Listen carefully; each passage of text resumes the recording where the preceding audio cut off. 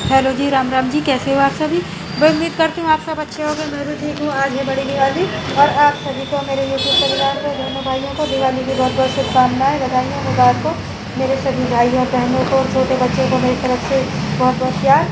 तो वही करते हैं सुबह के काम की तैयारी। काम मैंने सारा कर लिया, अभी दूध दूध निकाल लिया, अभी लास्ट में गोबर उठा रही हूँ। तो मेरे पास ज़्यादा वीडियो नहीं थी, तो मैं आज आपको ये दिखा रही हूँ कि अभी जल्दी से ये डाल के गोबर और बना के दो पुतले, और उसके बाद फिर मुझे जाना है मेरी ससुराल मंडावली, वहाँ भी हमारे पितरों की पूजा होगी।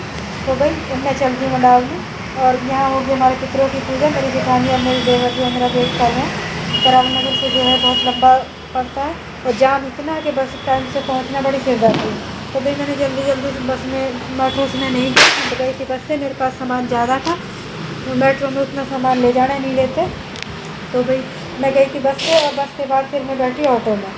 भीड़ और जाम इतना था कि अगर सामान नहीं होता तो पैदल भी चल लेती, लेकिन मेरे को फिर ऑटो मिल गई, और ऑटो मैंने शेयरिंग की ऑटो कर ली, और उसी से मैं पहुंची। हमारे यहाँ मंगलम है, उस मंगलम पे मैं पहुंची, और मंगलम से फिर मैंने किसी को जो है फ़ोन करके बुलाया, और उन्होंने मुझे लिफ्ट दी घर तक के लिए। तो भाई ये है हमारे आसपास का पूरा क्षेत्र। आप देख सकते हो यहाँ कितनी हरियाली है, कितना अच्छा है। और तो भाई यहाँ इलाका एकदम साफ़ सुथरा, बहुत रिच लोग और बहुत जो है भाई काफ़ी फैशनेबल लोग रहते हैं। और मेरा मायका तो थोड़ा गांव का सा और कस्बे जैसा है, लेकिन ससुराल मेरी पूरी हाई फाई है और काफ़ी डेवलपमेंट है। लेकिन मेरी तो मजबूरी है कि भाई बच्चों के लिए मुझे वहाँ जाना और रहना पड़ा। यहाँ मेरे बच्चों की परवरिश अच्छी नहीं हो रही थी, मेरे बच्चे गलत लाइन में पड़ गए थे। मुझे उन्हें पढ़ाना था, लिखाना था। यहाँ बहुत किस तरह से कहूँ कि मतलब मेरा बेटा बहुत बिगड़ गया था, तो उसकी पढ़ाई के चलते, उसकी शादी ब्याह के चक्कर में मुझे फिर अपने मायके में ही रहना पड़ा उसको लेके। यहाँ उसकी संगत स्वागत बहुत ख़राब हो गई थी।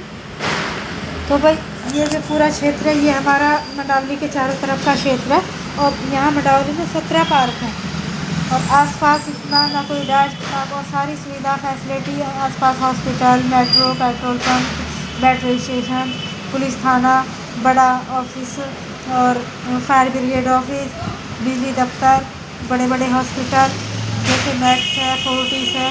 तो भाई हम पहुँच के घर, और घर पहुँच के हमने कर ली पितरों की पूजा। जब तक मैं पहुँची मेरे देवर पूजा कर चुके थे, तो मैंने और मेरी जेठानी ने, अपने दोनों ने जल्दी जल्दी पूजा करी।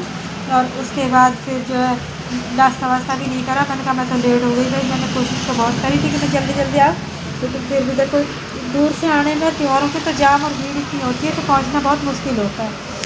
तो भाई हमने सारी पूजा करके पितरों की, और फिर एक बनाई हुई कि भाई मैं ब्लॉग में डालूँगी।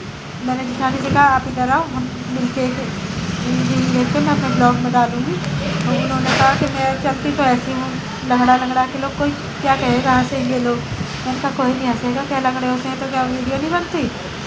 तो भाई वो जब तक चल के आई तब तक मैंने जो है पितरों से कहा कि भाई थोड़ा सा वेट करो, आने वो। मैंने उनसे माफ़ी मांगी कि मैं आपकी पूजा के दौरान जो है ये अपनी शूटिंग वूटिंग कर रही हूँ, ये हमारा कोई नाटक नहीं चल रहा है, ये हमारी रियल पूजा हो रही है बड़ी दिवाली की।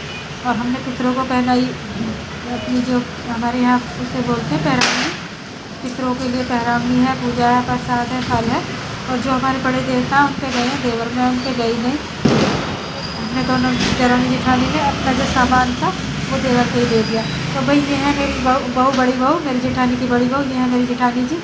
और भाई मंदिर में भी मैंने माथा टेका जाके, और वहाँ भी प्रणाम करा, क्योंकि जहाँ मेरा घर है वहाँ तो मैंने अभी भाई रहने का कुछ इंतज़ाम नहीं है, साफ़ सफाई भी इतनी नहीं है, वहाँ किराएदार ही रहते हैं। तो मैं जब भी जाती हूँ तो अपनी जेठानी के घर ही जाती हूँ, और वहीं मैंने पितरों की पूजा करी, और वहीं मैंने जो है उनके मतलब मेरी हाथ जोड़े, वहाँ जो देवी देवता भगवान जी हैं। पहले जब हम सब, पहले भी और अभी हमारी जो बड़ी पूजाएँ होती हैं वो एक साथ ही होती हैं। जैसे कि भाई गोवर्धन पूजा है, नवरात्रों को माँ दुर्गा की मूर्ति जो बनती है, और कोई भी बड़ा त्यौहार होता है तो हम साझा ही करते हैं, हम अलग नहीं करते। तो मेरी जो देवरानी है वो भी वहीं आ जाती है, मैं भी वहीं चली जाती हूँ। अभी हमारी जेठानी है तो हम उन्हीं के पास जाके अपनी पूजा करते हैं, और हमें वो हमारा इंतज़ार करते हुए मिलती है। हम भी सोचते हैं कि हमारी सासू माँ तो अब है नहीं, पहले हमें वो बुलाती थी, हम उनके पास इकट्ठा होते थे सब। अब वही अब जब हम पहुँचते हैं तो वो बड़ी खुश हो जाती हैं, और उन्हें यूँ लगता है कि मेरे पास आए, सारे काम यहीं करें, मेरे से पूछें। चलो हमें भी कोई हमारा अपना है, और हमें कम से कम इतना तो है कि जब दरवाज़ा खुला मिलता है हम वहाँ बैठते हैं हमारे लिए। वरना फिर जब से अब माँ जी नहीं रही, हम सब अलग अलग हो गए, तो वहाँ किराएदारों के पास अपना अपन को तो कुछ होना चाहिए।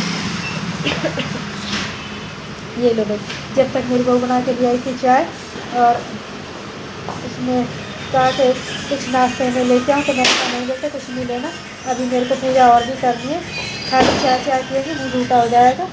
तो बस खाली चाय मैंने मंगाई, खाने पीने का मैंने सुबह से जो है, क्योंकि अभी शाम को पितरों की पूजा करनी थी। जब तक हमारे यहाँ पितरों की पूजा न करें तो मुँह झूठा करना मुझे अच्छा नहीं लगता, और होना भी नहीं चाहिए। जब भी हम किसी देवी देवता की, तो हम पूरी तरह से स्वच्छ होकर करें, नहा धो के साफ़ सफाई से। तो भी सुबह मैं बहुत फास्ट जल्दी निकली। ये मंदिर है मेरी जेठानी जी का, और मैं इन्हीं के मंदिर में मैंने यहाँ पूजा करी है। और बाहर उनके घर में जो आंगन है वहाँ पितृ बने हुए हैं, देवता जी में बोलते हैं बाबा जी, तो वहाँ हमने उनकी पूजा करी। तो भाई ये उनका लिविंग रूम है, और ये उनकी जो है, हमने वो अपनी सुबह की पूजा करी थी, उसको पैरा में चढ़ा के, फिर हमारे यहाँ शाम को 4 बजे के बाद फिर विदाई पूजा होती है। तो उस टाइम से पहले हमने पूजा करते हैं, तो हम सारा सामान उन्हें दे के, पूजा का जो खाने पीने का होता है, कपड़े लत्ते का होता है, पहले हम उन्हें देते हैं। फिर थोड़ी देर विश्राम के लिए छोड़ देते हैं। उसके बाद फिर जब शाम का टाइम हो जाता है तब फिर वहाँ से ले लेते हैं और उन्हें दिखाते हैं कि भाई अब हम इन्हें ले रहे हैं, बाहर ही नहीं छोड़ते हैं। तो पैसे भी होते हैं, कपड़े होते हैं। तो पहले हम जब सुबह पूजा करते हैं तो सारा सामान उनको अर्पण करते हैं, और उसके बाद फिर शाम की पूजा के लिए फिर हम सारा सामान यहाँ से लेके और अलग रख देते हैं। फिर शाम की पूजा होती है। हमारे यहाँ दिवाली के दिनों में 3 बार पूजा होती है पितरों की।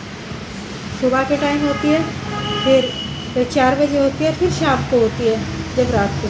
तो दिवाली वाला दिन तो बड़ा बिजी शेड्यूल रहता है कि पहले घर में हनुमान जी की पूजा करो, खीर चूरमा से होती है। फिर उसके बाद पितरों को स्नान कराओ, उन्हें पैरावनी दो।